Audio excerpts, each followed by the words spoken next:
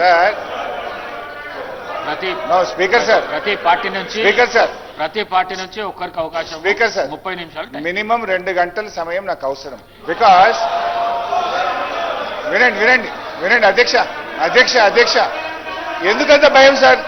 మేము మాట్లాడతామంటే ఎందుకంత భయం? You answer me if I'm wrong. నేను ఏదైనా తప్పు చెప్తే మీరు ఆన్సర్ చేయండి.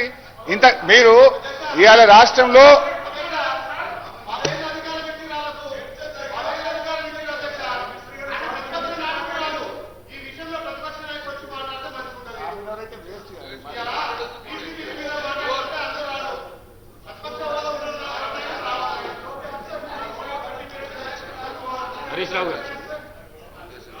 హరీష్ రావు గారు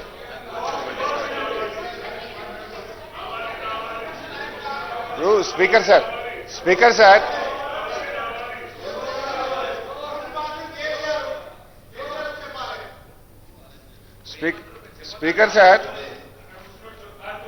మేము అడిగేది ఒక్కటే విషయం. రాష్ట్రంలో వరదలతో ప్రజలు అతలాకుతలమవుతా ఉన్నారు. రాష్ట్రంలో యూరియా దొరకక ఎరువులు ఆగమైతా ఉన్నారు. ఈ పరిస్థితుల్లో అసలు నేను మాట్లాడాలని వద్దు, వాళ్ళు మాట్లాడుకోరండి.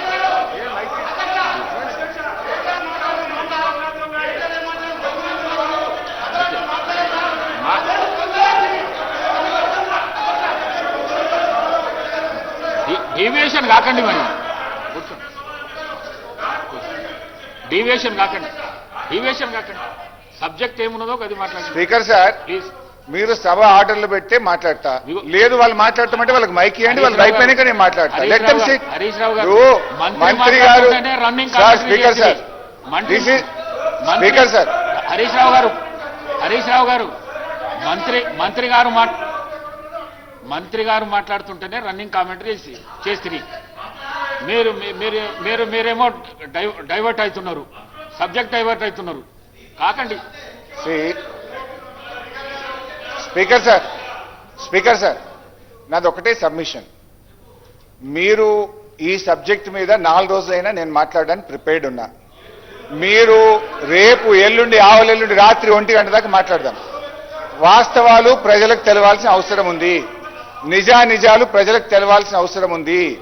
ఒకవేళ ప్రభుత్వం ఇవాళ కాదు రేపు మాట్లాడదామన్నా నేను రెడీ, నాకు అభ్యంతరం లేదు. ఇవాళ 1 గంట అయినా మాట్లాడదాం. కానీ అరగంట సమయంలో మాట్లాడమంటే మీరు ఇష్టమున్నన్ని ఆరోపణలు మా మీద చేసి నిజాలు మేము చెప్పొద్దు అంటే ఇది కరెక్ట్ కాదు.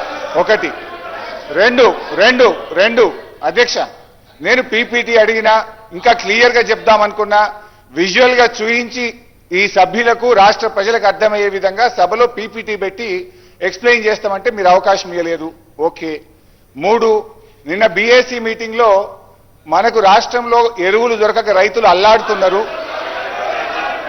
రాష్ట్రంలో వరదతో ప్రజలు ఇబ్బంది పడతా ఉన్నారు. దాని మీద మాట్లాడదామంటే లేలే అది మాకు ఇంపార్టెంట్ కాదు, వరదల తర్వాత ఎరువులు తర్వాత బురద రాజకీయాల మీద మాట్లాడదామని పెట్టారు. ఓకే, దీని మీదనే మాట్లాడతా. కానీ